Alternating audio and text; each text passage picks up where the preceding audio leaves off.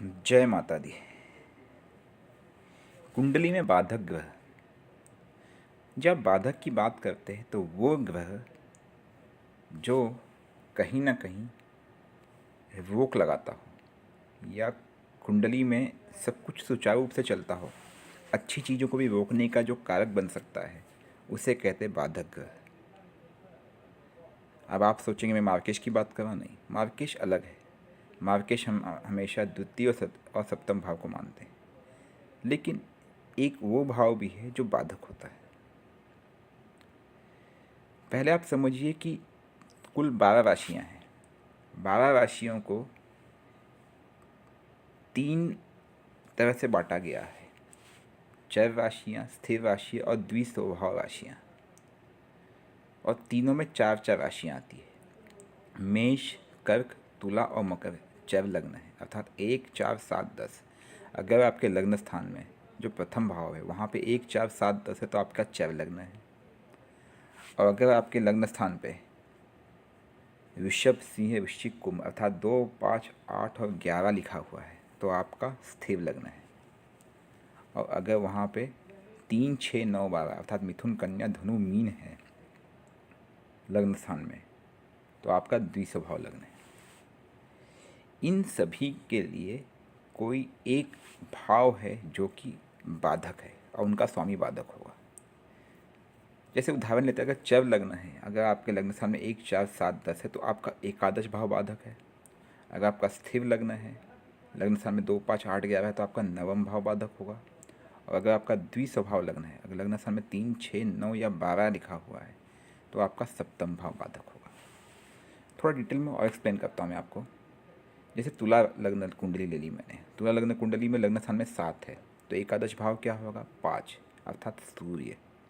तो तुला लग्न वालों को ये रिस्पेक्टिव ऑफ आपका सप्तम भाव या ये द्वितीय भाव, क्योंकि आपका मंगल वहाँ पे मार्केश हुआ तुला लग्न वालों के लिए, लेकिन बाधक कौन हुआ यहाँ पे? सूर्य। मेन नुकसान तो मंगल करेगा, लेकिन आपको रोकने का काम हमेशा कौन करेगा? सूर्य। तो आपको सूर्य को भी शांत करना होगा या उसका भी उपाय करना पड़ेगा।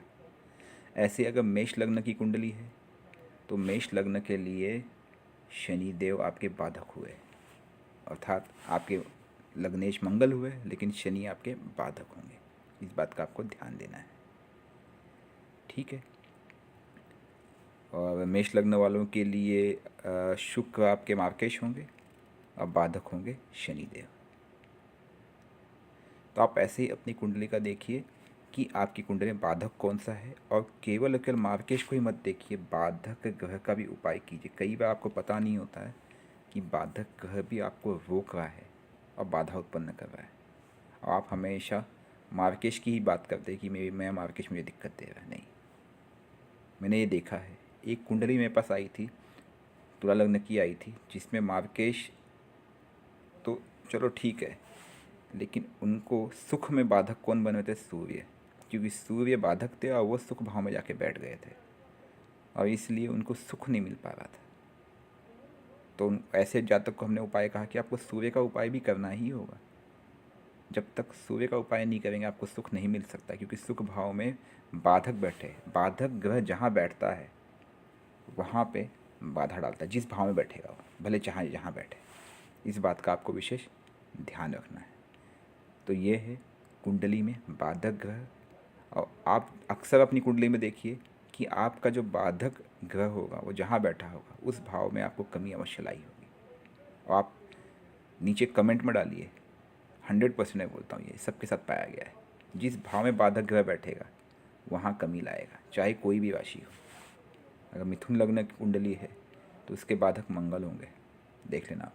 मंगल जहाँ बैठे होंगे वो दिक्कत देंगे। अगर कन्या लग्न कुंडली है, मतलब जहाँ पे 6 नंबर वाली कुंडली है, कन्या लग्न कुंडली है, तो उसके बाधक कौन होंगे? चंद्र होंगे। चंद्र जहाँ बैठे होंगे वहाँ पे दिक्कत, वहाँ उस भाव में कमी लाएंगे। धनु लग्न कुंडली है तो उनके बाधक शुक्र होंगे। मीन लग्न कुंडली है अगर, तो इनके बाधक कौन होंगे? इनके बाधक शनिदेव होंगे।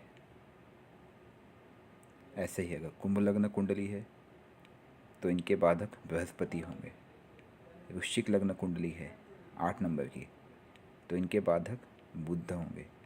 सिंह लग्न कुंडली है 5 नंबर, तो इनके बाधक भी बुध ही होंगे।